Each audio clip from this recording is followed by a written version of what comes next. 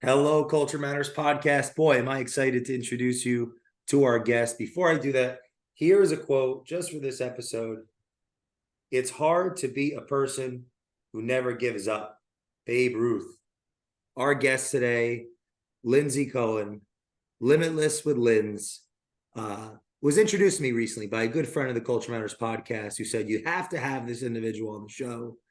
They know culture, they know sales, they know how to put themselves out there. And the reason I picked that quote, it's hard to be the person who never gives up.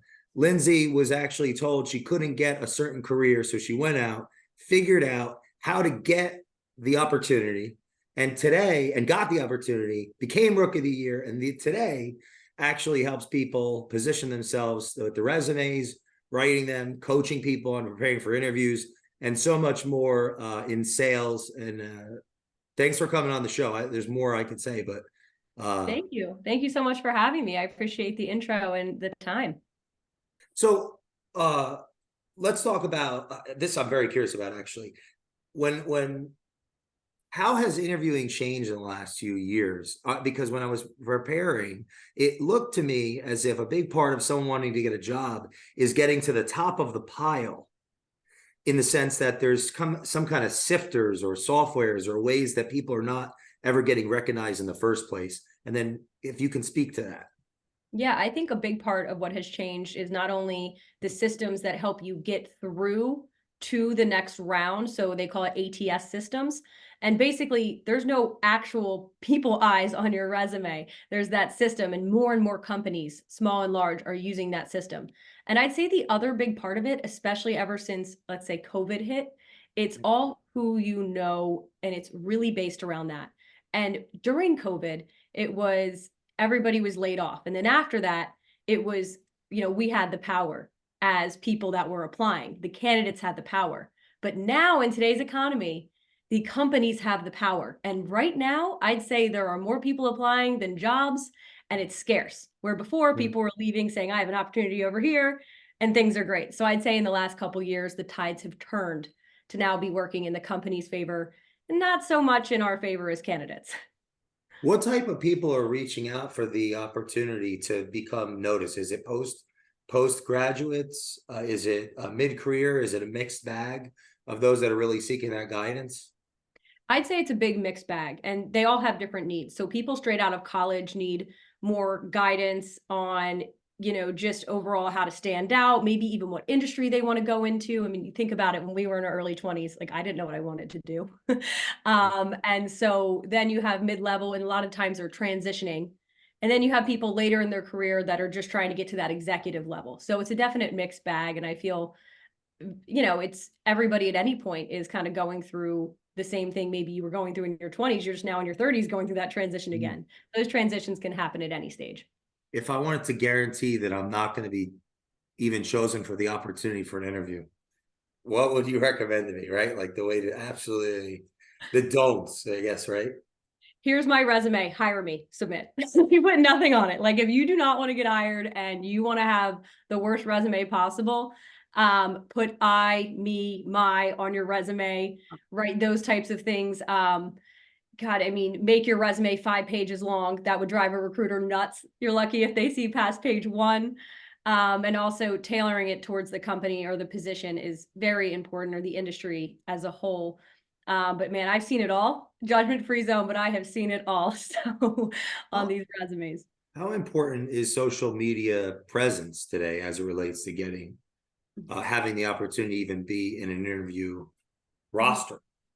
I'd say it's important because everybody always says it's who you know, right? And so we only have a network that's so big, maybe at our own company or previous companies or through friends. But when you use, I'd say specifically LinkedIn to get a job, you can connect with hiring managers, connect with recruiters, connect with people over the country or the world to help you get that job. So the power of LinkedIn is completely underestimated. And that's a big topic of conversations with my clients. They always wonder, is LinkedIn even important, or how do I use it? They just are like, I don't want another social media. And I'm like, it's not like that. It's the Really? most important social media. I get that all the time, of any age, whether they're 30 or 50. A lot of people just don't understand the importance and how far it can get you. I've helped people get jobs at the company I work for just because they reached out on LinkedIn and asked me for some time, picked my brain, And then I referred him in the system and it helped him get the job. When I was preparing, I noticed your LinkedIn was extremely detailed of almost everything it appeared that you've ever done. Was that methodical and part of that to really show the scope of your qualities? It is. And, you got to practice what you preach. So if I'm going to tell people to update their LinkedIn and make it look good, I have to have that as well. But I do that to help, share the story, because I wasn't always in the position I am now. I started in the same position as someone's new graduate, doesn't know what they want to do. And, here's kind of what I've been through. And then also recruiters, hiring managers can see that. People that work at my company can see that. They want to know a little more. They can see what I've done, or what I'm all about and my key strengths. And it's important because that's how people get to know you when they don't yet as well. You were originally told no, right? And that led to figuring it out. So what's your advice for somebody that's listening to this that's been recently told no? They have an obstacle, someone or something stopping them. You're talking to that person, however you felt at that time. What do you need to say to them? Yeah, when you're told no, I would say, okay, thank you, and keep moving and keep doing what you want. If you know that's where you want to be, I recommend no is just an answer. It's not a definite. So you can get 50 no's or 50 rejections from a company or 5 rounds of an interview and then they tell you no. You're going to hear no your whole life. So you might as well start accepting it and embracing it and learn from it. So, okay, why are they telling me no? Is it because my resume wasn't formatted? Did I not have a strong enough interview? Embrace the feedback. I say any no I've ever gotten has been a positive in the end. Because either I learned something or it has helped me get where I need to be later. And to be honest, when I was applying to all those companies in sales roles I wanted, the no's were the best because I landed right where I needed to be. In the moment, I was like, oh, dang, I just need a job. And then after that, I've been so grateful for the no's because it helped me land exactly where I needed to be. So trusting that timing and trusting the process is something that's so easy to say and hard to do. But you have to really understand that those no's, whether it's in sales or in an interview, it's a part of it. It's part of the journey. You double majored, right? Marketing and management, HR, and you had a great GPA. Did you expect it to be easier to get a job at first? Was that like a wake-up call? It was a wake-up call. So I decided when I graduated that I was going to spend the summer at the beach. I was like, I'm going to work and do my thing at the beach, but I never really wanted to go work corporate and do internships in the summer because I just wanted to be at the beach and work at the beach because I figured out my whole life to work behind a cubicle. So when I graduated college, it was a huge wake-up call and September hit and I didn't want to be at the beach anymore. I wanted the job. I wanted the money, the income. My parents looked at me and they go, you better figure it out, get a job, get a corporate job or get some sort of desk job, 40-hour-a-week job. So I did. And it was a whole process, but it was hard for me because I didn't have internships from, pharma companies or big banks. So it was way harder for me. And I had to take some bottom barrel job as somebody executive assistant, working 4 jobs for the price of 1 at a company. And then that's helped me build my resume to help me get where I needed to go. But it wasn't great starting out at all.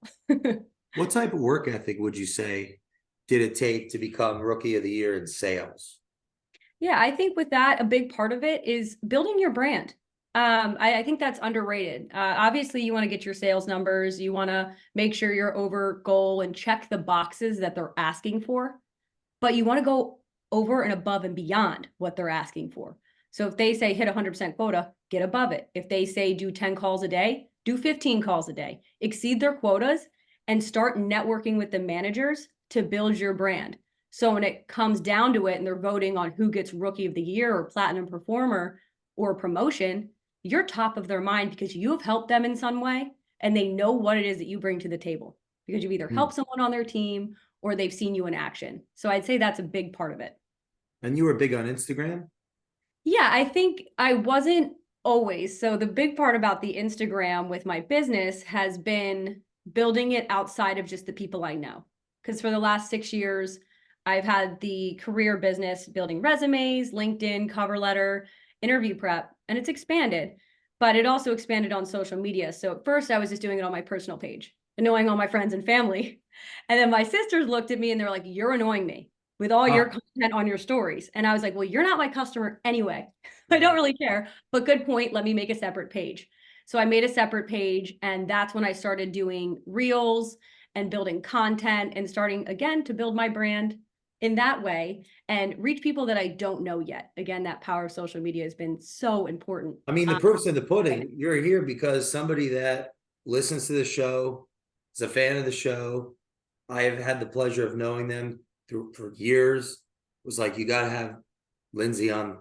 Is that, I guess you already believe this, but what's that? Is that cool? Or I don't know. It honestly was natural. So I guess when COVID hit, people were getting laid off. That's when the business really took off, because people knew who to go to. But because I built that brand on my stories and I talked about it, not even just on my Instagram page, but just on the stories alone, people knew who to go to. So if you're trying to build a business, build a brand, do something, get yourself out there, you need to make sure that everyone knows who to go to when things hit the fan. And that was a big part of it. People knew exactly who to call, or maybe their friend was in a bind. They knew exactly who to refer them to. So I say that was a big part of it. And also your friend. I mean, how do you know I have businesses and I'm in sales and do all of this is because I put it out there. And it's uncomfortable, but it's part of the process, and it's what you need to do nowadays to make business. And just What to would get be your advice to those that want to have a voice, personal brand? They're starting from scratch. How to get momentum, how to get started. just start. I know that's so simple, but I knew when I did my first reel or I gave out my first piece of advice on my stories, it wasn't going to be great, but you got to start somewhere. And I also knew that I was probably going to get some criticism, and you get it in the comments. I just don't care. Like, blinders are on. I have a goal, and I want to reach it, and I want to reach as many people as I can and educate as many people as I can. Mm. So just simply starting. The other part of it, and I feel like I'm learning this, is not just perfection at all. That has nothing to do with it, just consistency.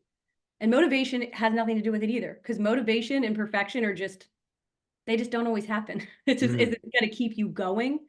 And you'll spend a lot more time if you try to make things perfect versus just going for it.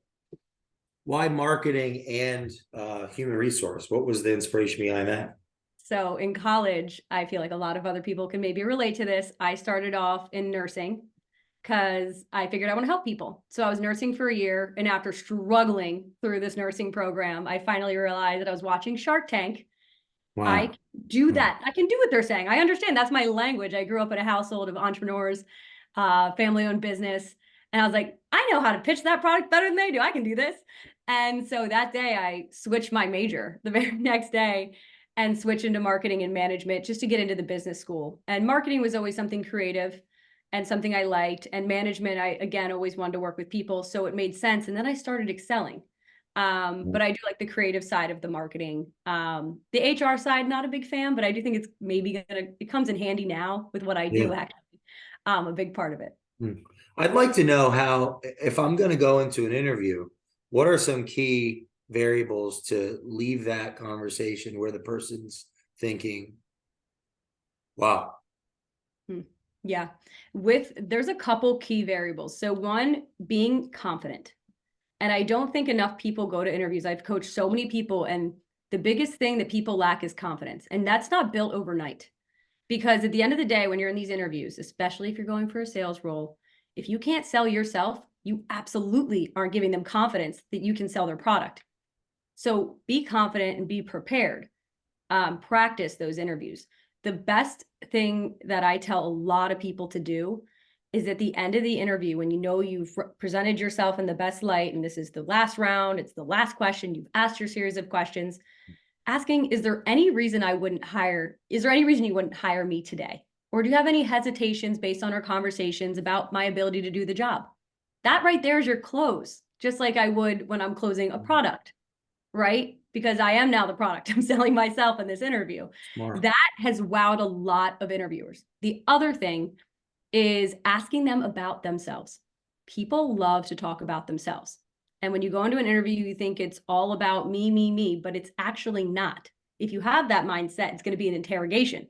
But if you make it just a conversation, Oh, as like, if you're at a dinner party, cocktail party, you don't know them, it's your family, your parents' friends, and you go into it with a really big energy, you're smiling, you're genuinely curious and confident, you're going to rock the interview.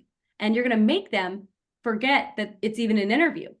Because the biggest thing that they want out of a candidate is someone that's going to make their lives easier as managers.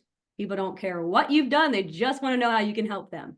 And I'd say if you use that advice and you go there with that, you are going to really go in with a stronger interview than anybody else and stand out. You mentioned ask after you've asked your series of questions. So you, as in the person going for the apply for the job. So is that a big piece of it's I'm being interviewed, but I need to interview the company as well? The way I see it is it's kind of like dating. So when you go out to dinner and it's somebody you're dating, you're not just you're maybe your first instinct is, do they like me? Do they like me? But what it really should be is, I like them. So it's no different in business and in interviews. It's, do I want to work for you? Right? And how you uncover that is you ask them questions. What kind of leader are you? What kind of culture do you have on your team? Those questions to get them talking about themselves, or I saw on your LinkedIn that you've worked your way up at this company. You've been here 10 years. Tell me how you did that. What was the most important part? Because I want to be in your shoes one day. I want your job. And that way they know you want to stay and you're not some millennial job hopper. Well, and not to mention, if the interviewer is not bought into the company because they have to fill a role because of some other thing that's gone on, you'll figure that out real quick. Exactly. And you want to uncover that. So when they ask you, do you have any questions for me at the end of the interview? You better have something. And I don't care if you came up with it on the spot in the interview because it was something they said, but go in prepared with at least 5 to 10 interview questions to ask them, whether it's around the culture, the day-to-day job, things like that. And show them you did your research. That's another good opportunity when you ask questions like that to do your research and show them, hey, I did my research. I've reached out to other people on your team. I've read the company website. I've seen recent articles. It's a really good way to show you've done your research too. Why do you think people don't do their research?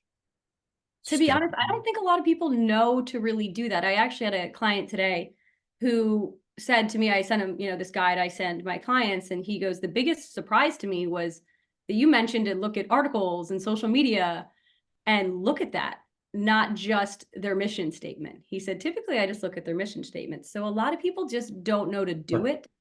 Or maybe they're in a rush, or they just or lazy. I mean, those are probably the 3 things that I would see most common people don't do, because they just maybe don't think it's important.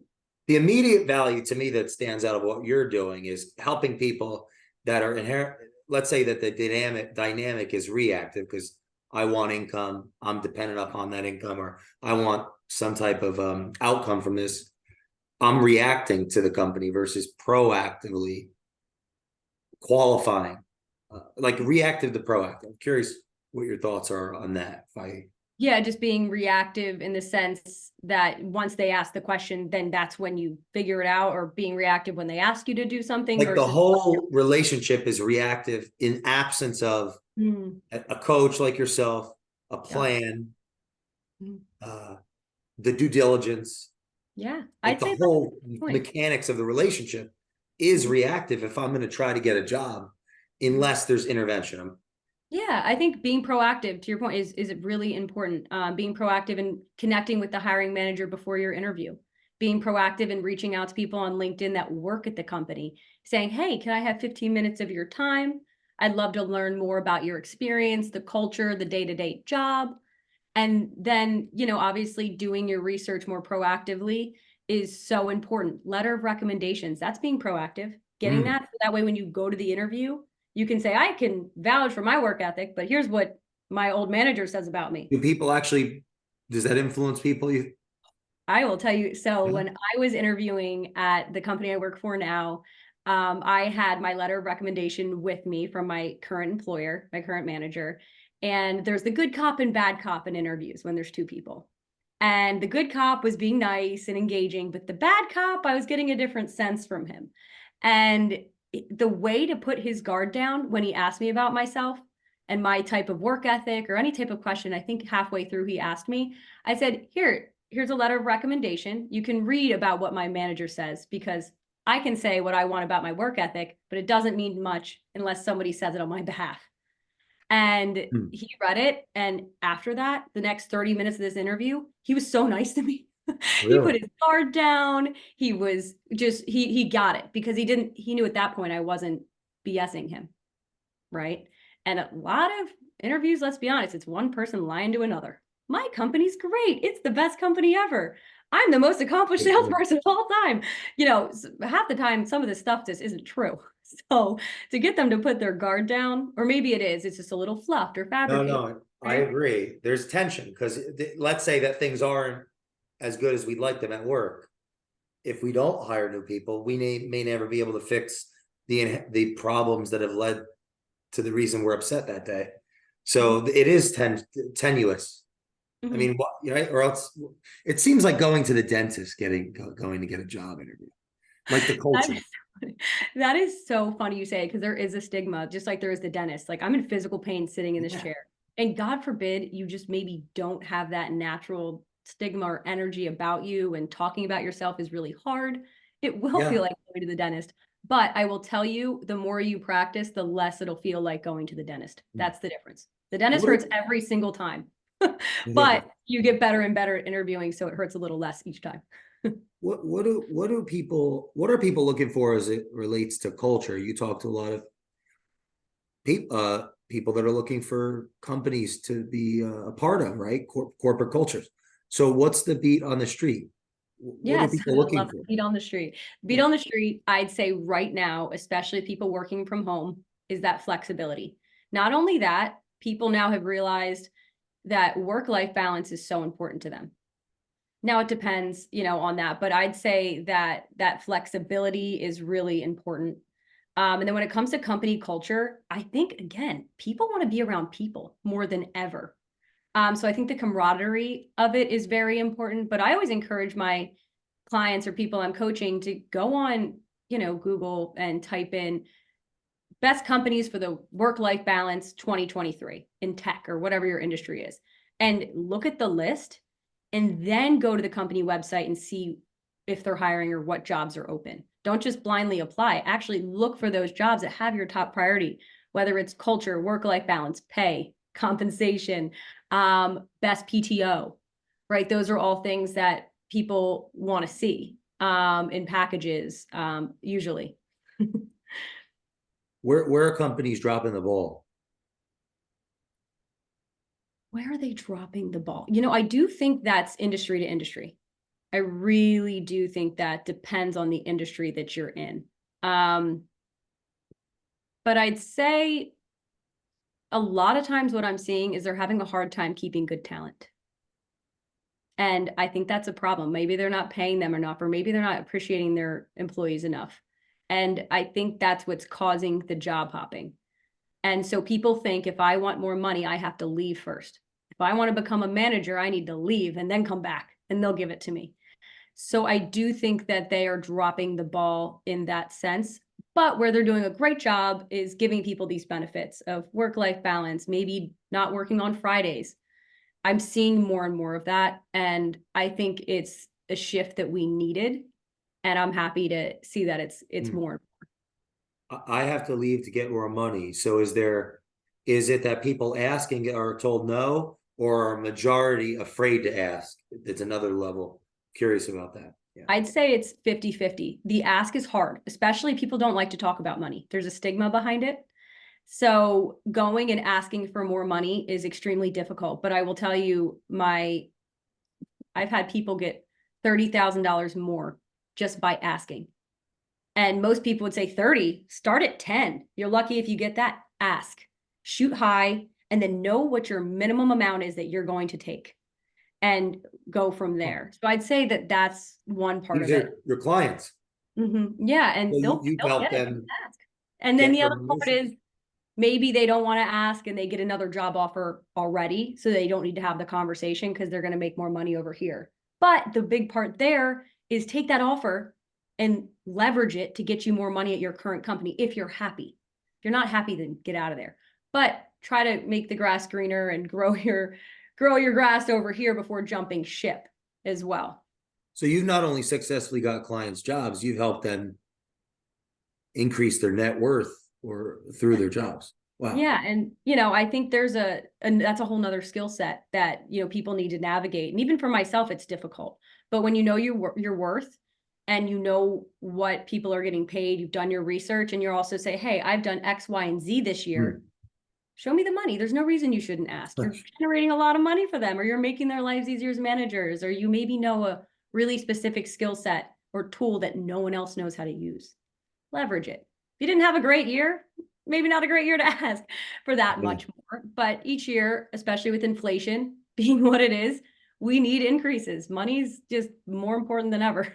Yeah. How do you think one can differentiate between their, let's say, entitlement versus recognition and reward for their responsibility? Write it out. If you can't come up with examples, then I'd say you're maybe a little entitled. But if you can actually come up with impact, I did X, the result was Y, and maybe it generated more money, increased efficiency, saved money, you know, grew the business in any way, you have a right to ask. If you really want to leverage that performance employee review at the end of the year for this, and at the beginning of the year, tell your manager, say, I really want to raise this year. What do I need to do to get it? And they'll tell you. And at the end of the year, when you do it, be like, hey, I did it. Show me money. Yeah. And again, there's a lot of factors. And I know that companies aren't always in a position to give raises and things like that, but I just wouldn't settle when you don't have to. And that's my biggest piece of advice is just don't settle and don't not ask, even if it's a little uncomfy. When it comes to sales, uh, yeah, you were making a lot of cold calls, like to strangers. With my business, no. I have never reached out to anybody ever. That's incoming. Mm-hmm. And It's so always been word of mouth. referrals and then incoming through social platforms like Instagram and so on. Yeah, LinkedIn, Facebook, Instagram, but huge word of mouth for the first 4 years, I'd say, of this business. It was, I mean, still is. It's always going to be a lot of word of mouth. But now I'm getting people on Google because I finally did my website this year. Yeah. And I'm getting people on Instagram. But prior to that, it's not like I'm going into people on LinkedIn and saying, hey, do you need a resume update? To me, if they, I don't want to do that. And I guess I could, but I never want to seem like I'm pushing it or I have an Like agenda. those automated messages that I get 700 a day. Yeah. Yeah, like I Yeah. just be another one of those guys, and then it looks desperate Yeah. a little bit. I'm not saying everyone that's doing that, good for you. You're working really hard, but to me, I just feel like having businesses on the side, that's kind of the luxury of it. I put in as much time as I want. I set my own hours. I set my own schedule with that, and I can leverage that to my advantage versus me being like, this is my only livelihood. I might be going and DMing people because I need to make a certain amount, you know, that month just to live. But I do think that's why I'm not pushy. Somebody doesn't want a cover letter, fine, okay. I mean, I'm going to tell you here's the benefits and here's the risk if you don't get one, or maybe the risk if you don't update your LinkedIn, or the benefits of an interview prep. If they don't want to do it, it's fine with me. Call me when you need me is kind of my advice. What are the benefits of a cover letter? So the cover letter is really controversial. The biggest question I get is, do I even need one? Does anybody read them? Wow. And the benefit of it is that if they're going to give you the real estate to explain yourself and showcase some transferable skills or impact and highlight some key things that you want them to focus on that are also relevant for the job, why not do it? If they don't read it, okay, who cares? But in the chance that they do, they're going to, one, it's going to show that you're not lazy. Two, you have those written skills they're talking about. And three, just have a chance to really explain yourself and show, hey, this is why I want to work for you. This is what stands out about the company. And this is what I can do to help you. Because your resume is all about me. But your cover letter can be about them. Here's what I can do for you. And people only care about what you can do for them. Yeah.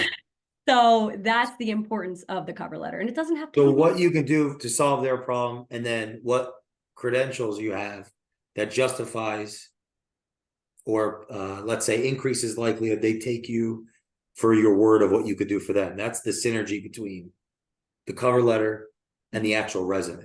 Yeah, absolutely. It's, hey, Resume is a here's the gaps credential. I can fill, right? And here's my big interest. And then at the end, I love doing a really short paragraph at the end, being like, I look forward to the opportunity to talk to you. Because then it plants a seed in their mind that, okay, I got to push this guy through. It's confident.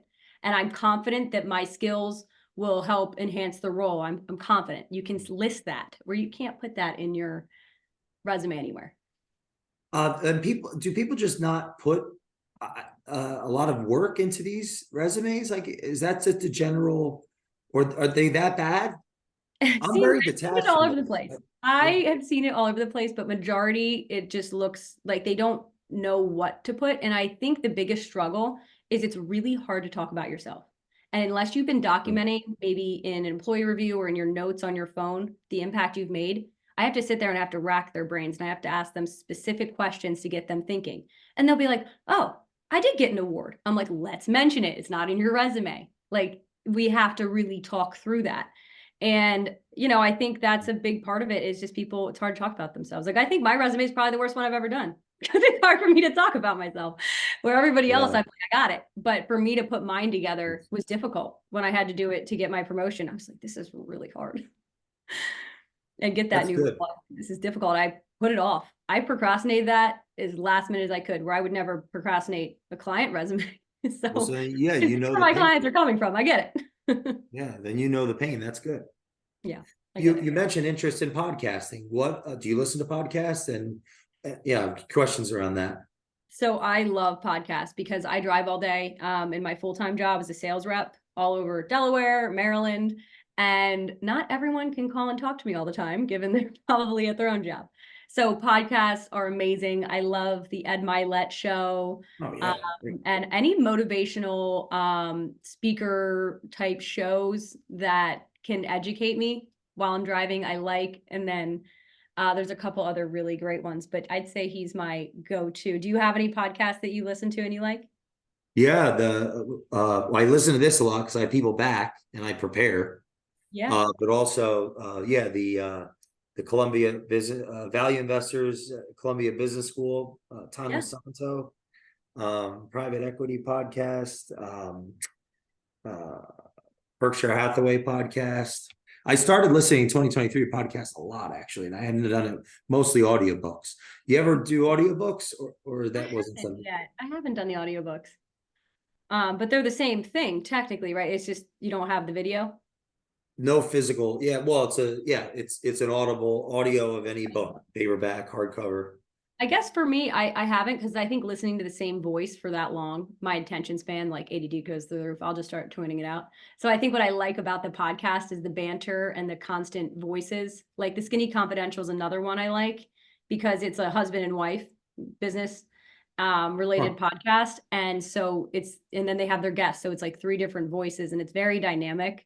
But I haven't gotten into audiobooks. I think I read the books more so than would listen to them. But I got to. I have to. I just have Have to you find a book that I found like. that those that your clients, are they podcasting too? I mean, consuming podcasts, or is that? I'm curious about the if this is really, I don't know nearly as much about the podcasting community as you would think. Yeah, I think a lot of them don't. But what I always tell people before they're going to go and do an interview, and this is what I do, I try to find like a hype man. So I have this one podcast I really listen to by Ed Milet, and it's all about how to be a better listener. That max out?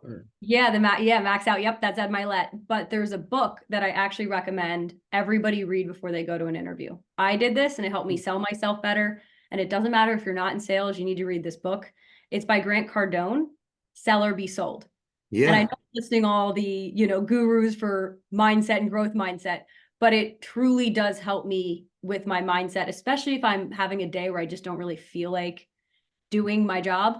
They motivate me, and that book really helps. So a lot of people read that before they go into interviews, just to give them the confidence and pull a couple lines from it to help them, come across as more confident in the interview. You said you physically read, so any physical books that have impacted you in your journey? Yeah, I'd say the Sell or Be Sold was a big one. And then Max Out, I think the Ed Milet one, what's He has the another Power one, The of One Power of More? One More. Yeah, Yeah, that's why that's I a was great looking at book. my thing. The Power of One More is what it's called. And that's a really great book because it, I mean, Hmm. he lays it out right. And then the other one's about habit hacking. And I'm James blanking on, Clear or yes, James Charles Clear. Duhigg. Oh, okay. James Clear, his habit. Atomic Habits. Yeah. Yes, that book was unreal. Yeah, I go back and I read that a couple times, just to reinforce a lot of it. But how about you? Are there any specific books that you like? Yeah, Charlie Munger's Almanac is one that I always recommend to people because, and he just passed on November 28th of 2023, 99.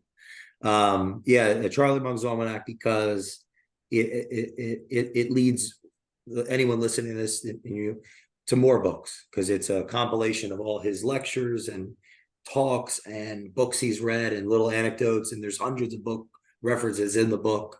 And yeah, that's one I'd recommend for sure. Okay, I'll have to look at that. I'll have to get into Yeah, it's a that. great book. It's a looks like a coffee table book, 520 pages, but it's not difficult. It's not dense. It's not like a textbook. It's more of a anecdotes. So you could start at any page. One of my, it's like the one I recommend the most in gift, and Charlie Munger's Almanac. It's only in physical form too. Okay, noted. I'm gonna have to look into Yeah, that. yeah, yeah. And if you like Grant, I mean, the 10x rule is you embody a lot of that already. If you haven't read that, Yeah, he actually was the reason. So when I set a goal in the beginning of the year, and not that I care about followers, but I just needed reason to keep myself posting on social media for my new page because I started that in January. It was a 10x rule. So I was like, all right, I could say I want 1,000 followers. Let me just say 10,000. And just last week, I wrote it down, and I actually have a 5-minute journal where you can kind of write things down. It's like affirmations and things like that. But I wrote down in January, I want 10,000 followers, or I will have 10,000 followers and things like that. And just this week, I hit 10,000. wow. Dot right in December at the end of the year. And again, it wasn't like I was posting every day or anything. It was actually like once every couple weeks on my reels. But I just think that was my goal. And had I not written it down, I wouldn't have tried, put the effort in to make sure I was posting. It just was a good goal, not even about the following, but about the impact and about just doing what I said I was going to do. And his book was a huge part of that number and how I kind of operate. I'm like, okay, they tell me to make, X amount of calls, let me make 10 more, shoot for 10. I'm not going to probably hit 10, right? 10 over because there's only so many hours in a day, but let me just try to get more. Let me do that one more than anybody else. If another rep's making 5 calls at your competitor, okay, do 6. Those are things that you can always do extra just to stand out, and help you reach your goals. But I love him. He's great. How important have mentors been in your career? Man, my just absolutely so important. Actually during COVID, I hired a coach, my first mentor, That's awesome. outside of my 9 to 5 job. And he has just been amazing. His name's Colin. He basically went from $50,000 in debt. Now he's a millionaire, classic, but he, did coach me, and he's like, here's how to build your brand. Here's how to, build your business. Here's the mindset to have. And I just think I've adopted a lot of what he said, and he's really consistent. Philly guy. He was on Philly. John Mom's Yes. platform Yep. stuff for And a he, while. he practices what Good. he preaches. And I got a Yeah, lot of respect for that. So he was a big yeah, part of it. he's And great. he guided me a lot in my business. And I definitely can thank him for that. Wow. Because he just had to start somewhere. Like he just started posting and he was annoying his friends, and he kind of just, I'm sure he's felt the same things I'm feeling, but at a way bigger level now that he's doing what he's doing. But yeah, that's a big one. And then I'd say at work, I've been very fortunate in my sales roles to have partners that have been amazing. They have my best interest. They advocate for me. They help me get to my goals. I help them, and they just help me every step of the way. I've been extremely lucky. And I think the company I work for has that type of culture, Hmm. and really inclusive. Everybody wants to see everybody win. It's not just like me, me, me. It's, hey, let's help everybody, because when you win, I win, we all win. And so that's been a big part, is the people at the company I work for are unbelievable. Working moms, doing it all. And I'm like, how do you do it? Like, I don't have kids, and I sometimes don't have enough hours in a day. So just a lot of amazing influence around me. And then also my parents are pretty amazing too. So if I have any questions, I'm like, who do I call? I usually call them, whether it's about real estate or the business, or shooting some ideas off of them. So they're a huge part of it too. Did they have a business together? They do. So they've been in business Wow. together, in the furniture business. They own a store in Delaware, Wow. and they've been in business working together for as long as I've been born. Since the store was, yeah, That's they started that amazing. store when I was born, so 28 years ago. And just watching their dynamic is amazing. It's not always easy, but it is it's amazing to watch them. And, my dad and I've always had open conversations about money and finances, and it's real estate. And he's helped me with that whole end of the real estate side. So, and they also do the real estate thing as well. So it's been a big influence, and it's great to have them. I feel very lucky because not a lot of people have access to people that can help them or want to see them win or give them advice because they've seen it, been there, done that. Yeah, for the couples listening, what would you say is the biggest attribute or dynamic of their working relationship that's led to your family's success in that way? They're a team. So that is what's really cool. And what I think makes them so successful, it's so unique, is what my dad is really good at, my mom's not, and vice versa. They're like yin and yang. Like she's really good at behind the books, the technology, doing all the books for the business, and my dad's amazing at sales. And he's the best. And then, my mom's good on the back end. They just can help. And she's really great at design. So when they redo a house, for example, she'll design the whole thing. Wow. And put the furniture in, but my dad's over there making the deals happen with the manufacturers. So it has really been cool to watch them work. But my dad wakes up at 6 a.m. and he's like, "So Jan, how about that business?" And she's like, "I need coffee." Like he's very go, go, go. So there's a balance there. And, I think it's hard to work with your spouse based on what I'm saying. Are they starting to get it, this whole social media thing, or did they get it from day one? I have been helping my dad out a lot, trying to grow the business as far as social media. I don't manage that type of thing, but I've helped him out with his website and growing, and they understand. And he's actually the #1 rated furniture store in Delaware because of the way he's been able to leverage Google reviews and just make sure every customer's happy by the time they walk out the door. So he hasn't needed the social media side, but they do a couple funny videos that are really unique using the dogs. And those have gone pretty viral on like Facebook, which has been really funny. So yeah, they embrace it when they can, but it's tough to keep up with the Raymores and the Wayfairs of the world. So I got a couple closing questions for the different audiences that are listening. One is salespeople. Let's say, how would you recommend approaching 2024, 2025, considering all the things, macro, cynicism, uncertainties? What's your advice to our listeners that are in sales first? Yeah, I'd say advice in sales would be just keep building relationships, because no matter what, whether you lose your job or you want to leave your job, it's going to be more important in 2024 than it ever has been. And I'm going to tell you why. These companies are hiring internal hires, or they're hiring people they know. So the more people you know, the better. I don't care if it's someone that works at your company, doesn't. Build relationships, build that brand, and you will be successful in anything you do if people know what you're all about. So maintaining that, I think, is going to be the most important part for 2024, especially with the way the economy is going. It's scary out there, but just keep your head down and just keep building those relationships, whether it's customers or other people at your company or other hiring managers. Just keep building the relationships and building the brand. And how about someone that's been on a job search for the last 8 months that's about to quit and give up? I hear that a lot. And that's always, I can hear in people's voices when they just want to give up on it. But trust the process. I was trying to find a job for a couple of months as well. It was frustrating, a lot of interviews, a lot of no's, but trust the process. And every no you get the feedback. And I promise the yes, it'll be worth it, because you're going to land with a company that's amazing or way better, exactly what you wanted, that dream company. You just have to be patient and wait for it, and don't settle. I almost settled when I came out working. I wanted to get into pharmaceutical sales, and I was told by a recruiter, you need to sell printers first.